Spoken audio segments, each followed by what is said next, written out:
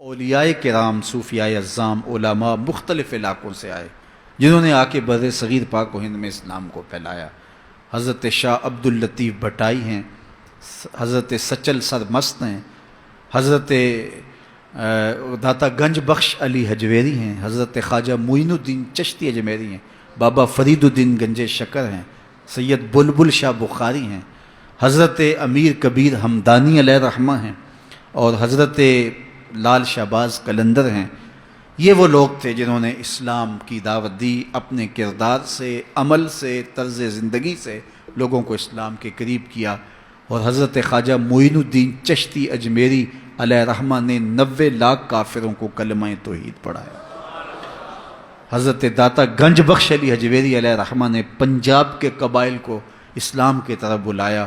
خاک پنجاب از دم او زندہ گشت، اقبال کہتا ہے پنجاب کی دھرتی میں اگر اسلام کی حرارت ہے تو یہ فیضان ہے داتا گنج بخش علی حجویری کا۔ اسی طرح جو اجودن کے اندر جو اب پاک پتن شریف کہلاتا ہے، حضرت بابا فرید الدین گنج شکر علیہ رحمہ نے جو ہے وہ پیغام دین پھیلایا، اور وہاں ان قبائل کا ذکر لکھا ہوا ہے جن قبائل کو انہوں نے اسلام کی طرف بلایا۔ اس طرح کشمیر کے علاقے کے اندر جن بزرگوں کا میں نے ذکر کیا، انہوں نے وہاں اسلام کی دعوت دی اور لوگوں کو دین کی طرف بلایا۔ حضرت شاہ عبد اللطیف بھٹائی علیہ رحمہ نے اور سچل سرمست نے سندھ کی دھرتی کو اسلام کے نور سے آباد کیا۔ تو یہ اسلام پھیلا۔ میں اور آپ اللہ کا شکر ادا کریں کہ ہم مسلمان ہیں، اور اللہ کا، اس کے رسول کا شکریہ ادا کرنے کے بعد ہم ان بزرگوں کے شکر گزار ہوں جن کے کردار کی چمک سے ہمارے آباء و اجداد نے دین لیا۔ اگر یہ بزرگ یہاں نہ آتے تو ہماری 7ویں، 8ویں، 10ویں، 15ویں پشت میں ہمارے آباء و اجداد مسلمان ہوئے تھے، تو آج اللہ کا شکر ہے ہم بھی مسلمان ہیں۔ اور اگر وہ مسلمان نہ ہوئے ہوتے تو شاید آج ہم کسی بت کے آگے ہاتھ جوڑ کے کھڑے ہوتے۔ تو آج اللہ کا شکر ہے کہ ہمارے اندر پاکیزگی ہے، ہمارے اندر طہارت ہے۔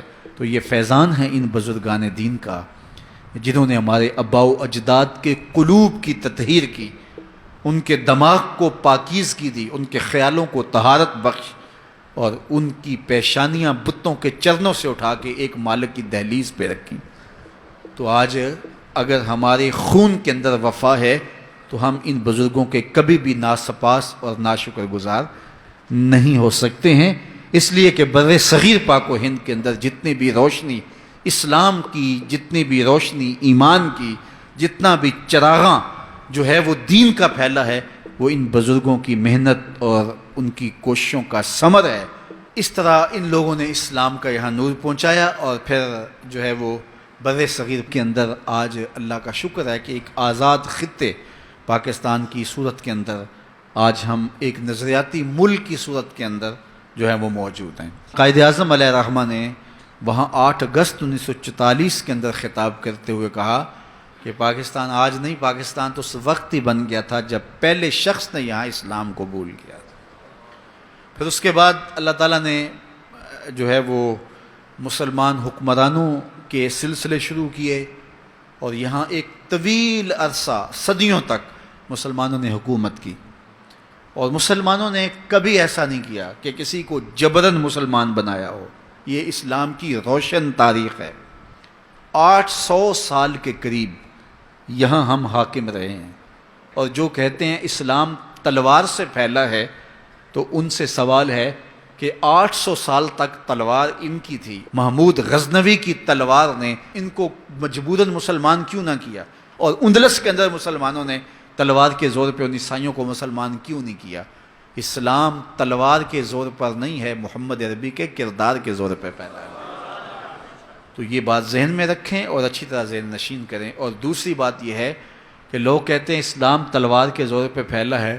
میں پوچھتا ہوں، جب تلوار ابو جہل کے ہاتھ میں تھی، ابو لہب کے ہاتھ میں تھی، عتبہ اور عتیبہ کے ہاتھ میں تھی، اور حضرت بلال چکی پیستے تھے اور مار بھی کھاتے تھے، اور اسلام اس وقت پھیل رہا تھا، تلوار تو کفار کے ہاتھ میں تھی، تو اسلام کیسے پھیل رہا تھا؟